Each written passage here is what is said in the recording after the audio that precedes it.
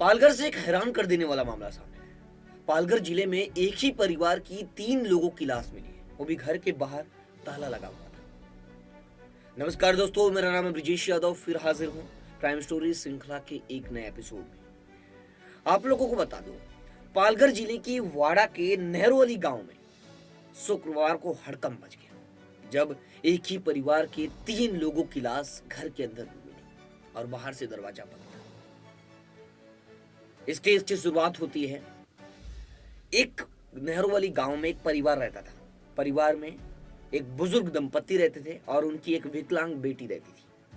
बुजुर्ग दंपत्ति का नाम था मुकुंद राठौड़ और उनकी पत्नी कंचन राठौड़, और उनकी एक बेटी थी संगीता, जो शारीरिक रूप से विकलांग थी, इसलिए वो माँ बाप के साथ रहती थी, लेकिन अविवाहित थी, उसकी शादी नहीं हुई थी। वो माँ बाप के साथ रहती थी, सब कुछ सामान्य चल रहा था।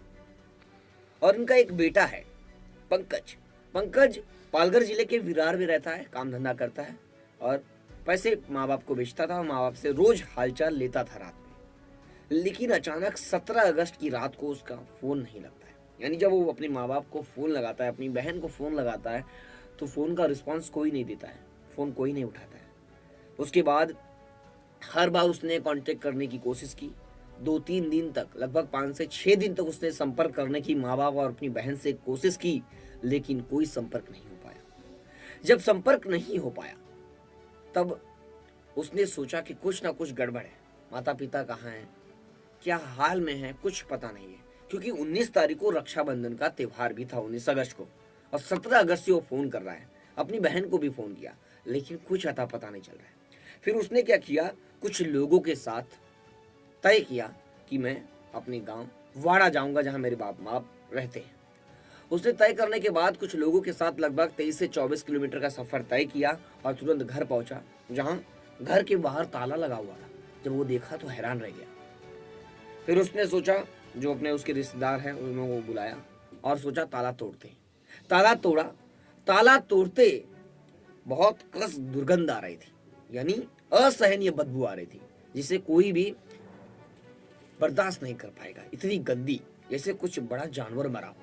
लेकिन जानवर भी मरता है तो पता चलता है कि ये किसी जानवर का है, लेकिन वो बहुत ज्यादा गंदी थी बदबू। किसी तरह चेहरे पर मास्क लगाकर रुमाल से आगे बढ़े घर के अंदर और देखे कि जब वो बाथरूम की ओर बढ़ा तो बाथरूम में उसके पिता की बॉडी पड़ी है और पूरी सड़ गल चुकी है, यानी छत उछत लाश वहां पर पड़ी है। पूरी बॉडी डिकम्पोज लगभग हो चुकी है और उसके ऊपर एक कपड़ा रखा हुआ था, कपड़ा डाला हुआ था। फिर उसके बाद वो लोग बेडरूम की ओर बढ़े।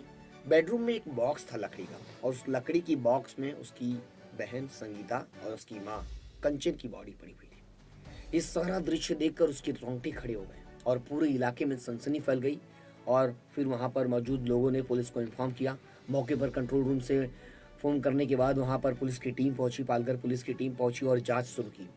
फिर बॉडी को, जो क्राइम स्पॉट है, उसे लॉक किया पुलिस ने और स्ट्रिप लगाकर, और उसके बाद एविडेंस को पुलिस कलेक्ट कर रही है और उसके बाद बॉडी को अपने कब्जे में लेकर पोस्टमार्टम के लिए भेज दिया। बॉडी को ये देखकर भी पता नहीं लगाया जा सकता है कि ये बॉडी किसकी है, क्योंकि बॉडी इतनी सड़ चुकी है। तो कैसे पता चलेगा कि इनकी हत्या हुई है या ये लोग सुसाइड किए हैं। लेकिन माँ और बहन का जो शव है वो बॉक्स, लकड़ी के बॉक्स में मिलना, ये अपने आप में हैरान कर देने वाला था।